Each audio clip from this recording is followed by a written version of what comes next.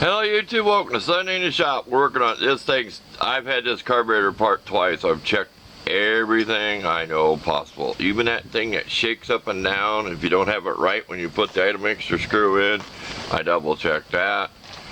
It surges up and down. The venturi tube will not come out of there. And I think it's the kind that don't come out. The float was shot, had fuel in it, so I had to take the float out of the other carburetor off the other mower I have. It's shot. It's had water through that carburetor. It's destroyed. It's so corroded. Even the engine has rust coming out of the intake port. But I did clean this up the other day. And I can't remember if this is 6 or 7 horse. I have to look it up. I thought I'd looked it up or somebody told me there, but I will take a picture again at the end of this video showing you the tag off this engine. It looks like I'm just got to buy a carburetor, and I hate to get like I got last time. The one I got for the big house, it leaks. The Briggs whatever cheapy replacement. Maybe I'll get lucky on these because they sell so many of these little comfy carburetors. But stay tuned, we'll add something else this video this Sunday. I'm not doing a whole lot except working on this thing all day.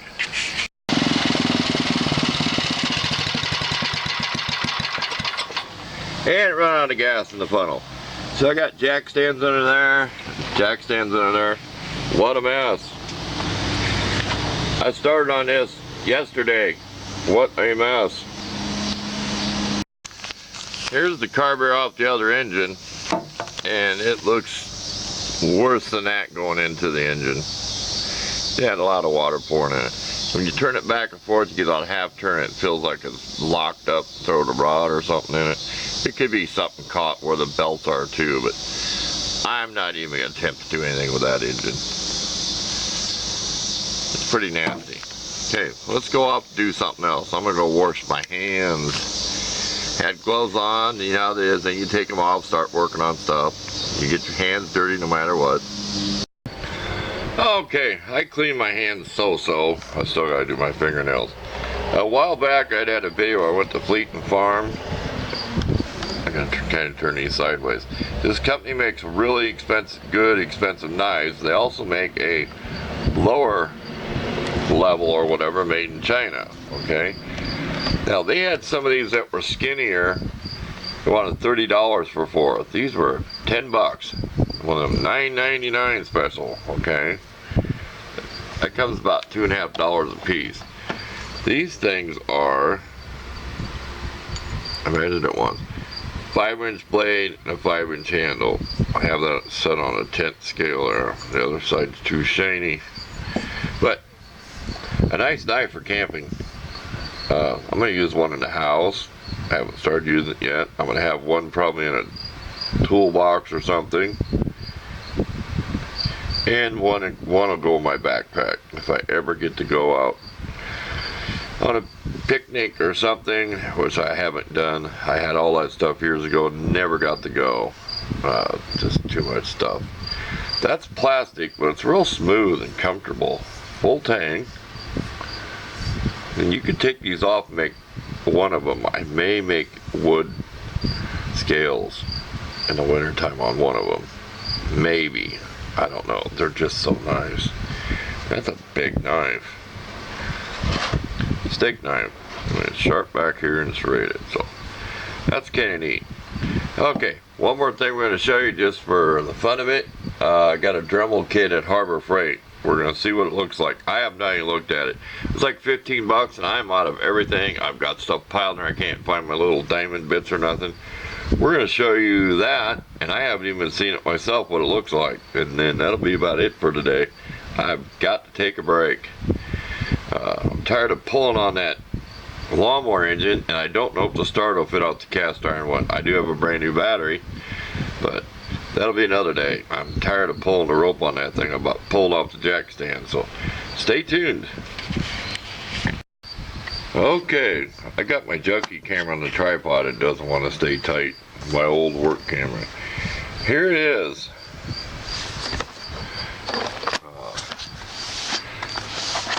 A little zip tie through a hole down there to hold this together. Plus had cellophane over it. Plus they also have this in there. My shed is a mess. Work shed. We are in the process of moving some stuff out. I don't know how clear you can see that. Here's all your diamond bits, wire brushes, stones. I mean, it's a pretty good kit. I mean, here's some drill bits. 2 of the things to put your cutter disc on. Menards store, big box store, they had some of the stuff they were closing out, getting rid of, and they had some bad reviews on them too. Take my glass off, maybe I can see better. There is a lot of sanding. You can buy these on Amazon, 100 of them for probably $5-10 bucks, but I mean, you mess around, order on Amazon, and you just don't want to order that. But it was complete enough for me. It's got these I've never had before. I've had these, but I've only used to get one. These big cutter discs, which depends on what kind of rotary tool you have. I use these quite a bit on stuff. Collets. Mine's a tool shop brand, which is different Dremel. And this part you have to, here, get the frame. This part you have to kind of, I stuck it in a drill and sand it out. It's a little too big to go in my tool shop, but I make them fit. I do have some collets, but got out of frame there. I was looking around the camera, not through the screen. Yeah, you get a lot of sanding drums. I use them a lot, so I wasn't going to pass that up. So, there you go. I will snap a picture of this.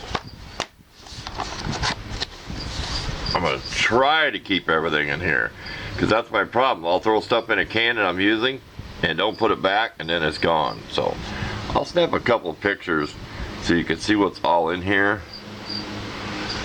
and try to take the best pictures of this with it open. So thanks for watching this week. Sorry if it's a short one. I just been so busy.